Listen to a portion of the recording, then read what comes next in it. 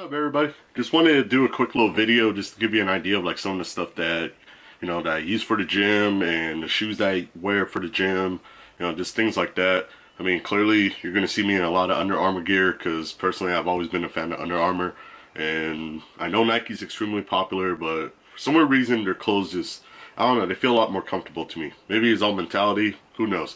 But I do have some Nike gear that I do wear too, but majority of the time you always see me in Under Armour stuff. But speaking of Under Armour, so we'll just kick it off like this.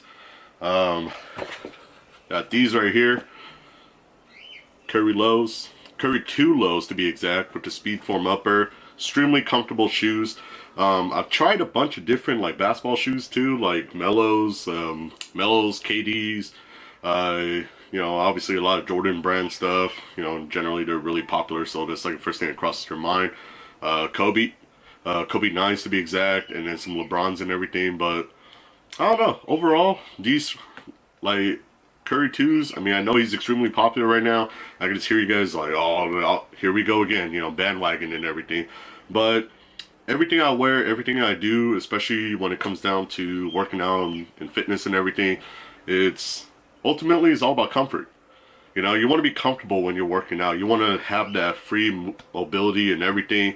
It's not always about popularity and whatever's the stylish stuff. Because, look, I'm not going to no freaking like fancy dinner or anything like that. I'm going to the gym. All right, I'm going to the gym. Probably one of the most uncomfortable places for a majority of people out there. So I just want to be comfortable. And these shoes, they done well for me. They're extremely comfortable.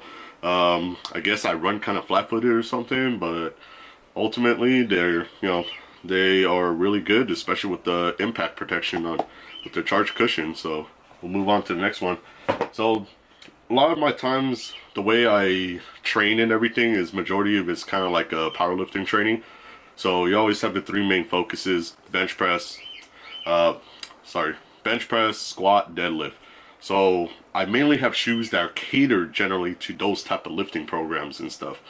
But there are days where I do higher repetitions, accessory workouts, built on everything else, so then you can be much more well-rounded. Because you can, but you don't necessarily want to be benching, squatting, and deadlifting every single time you go to the gym. I mean, obviously those are going to be your main focus, but at the same time you just want to be able to work on other stuff. So at first, I was really into, all the Nike Flyknit running shoes. I thought they were the most comfortable crap in the world. But I discovered these.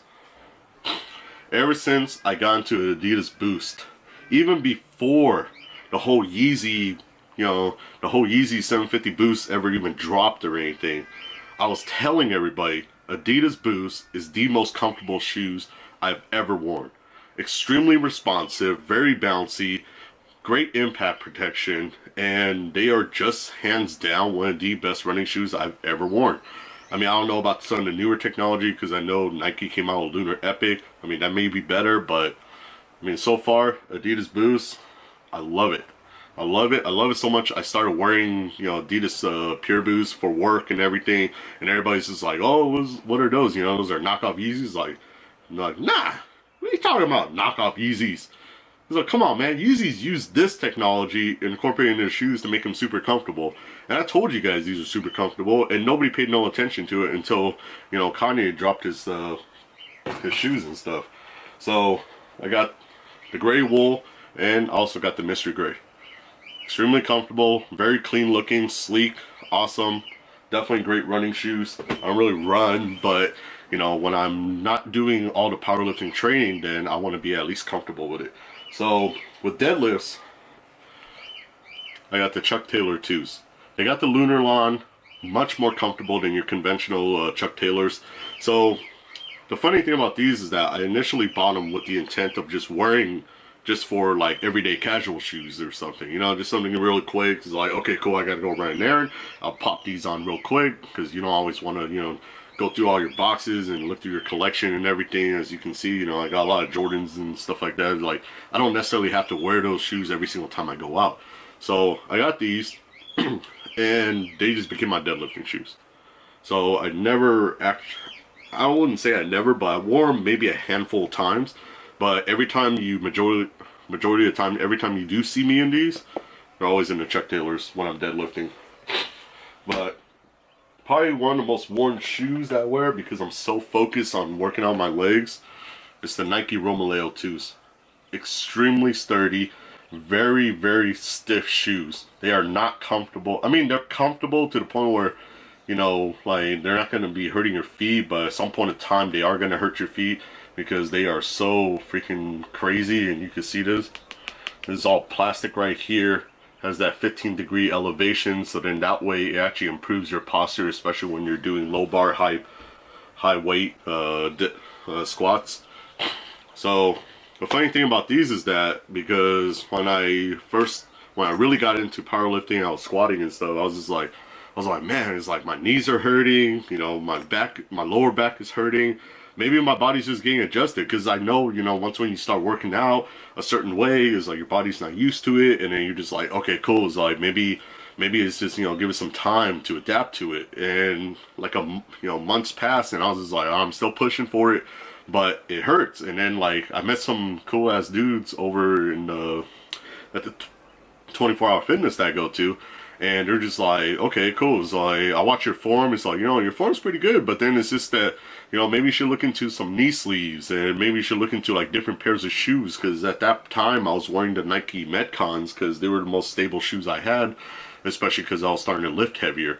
And I got to a point, I was like, okay, cool. It's like, when I'm squatting and repping 315, it's like, those Metcons are just like...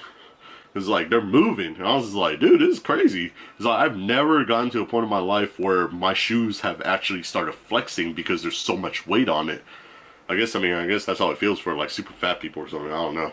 I guess I'm like lightweight baby fat. Who knows? But so I was talking to some of the people, and I started doing more research, and then you know I found like some more information about it, and then I was just like, you know what? These are $200 shoes. And they're only meant for squatting. It's like, damn, that's a lot of money. But I mean, you look at the rest of my shoes, you know, you're like over here, Adidas Ultra Boost, that thing is $180, and you don't even run in them. All right, I'll give you that.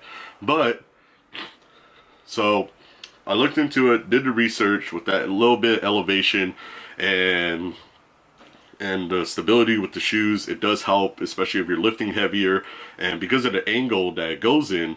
When you're going down, it actually helps you from overextending your lower back when you're actually pushing the weight up.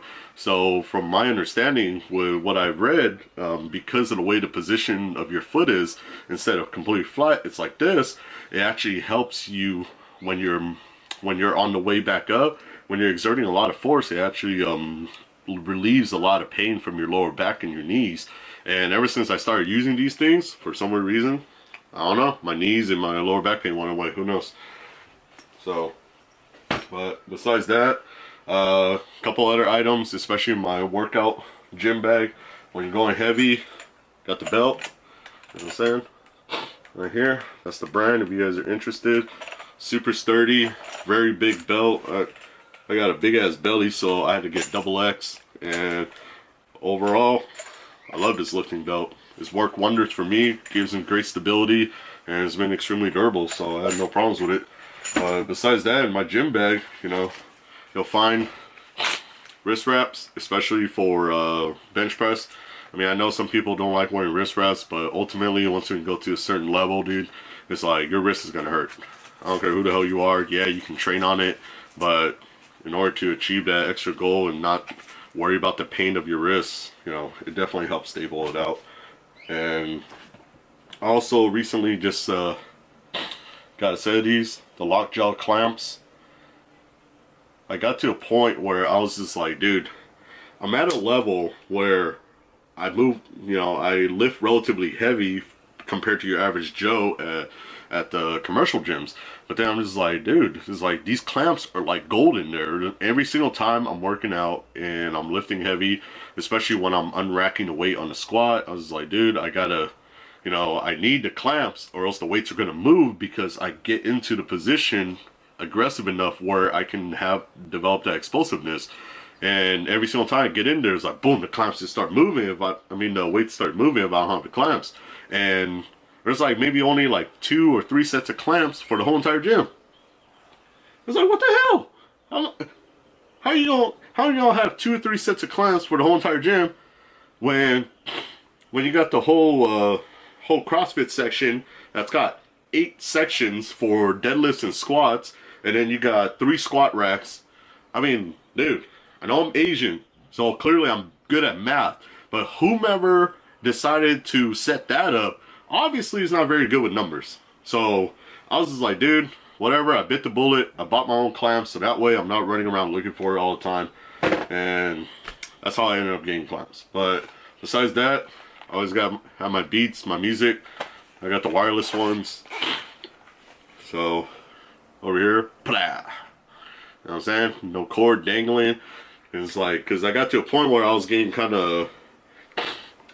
annoyed because, like, with the cord hanging in front of you or even tucked in your shirt, and I don't like putting it behind my back because I feel like it's hella weird, and I just feel like it gets caught. So I just ended up buying the wireless beats. I was like, okay, cool, you know what, they had a sale on Amazon or something and got it for like $120 or something like that. Went to Target, price match, bada bing bada boom, got myself a pair of wireless Beats headphones, and they've been working well ever since.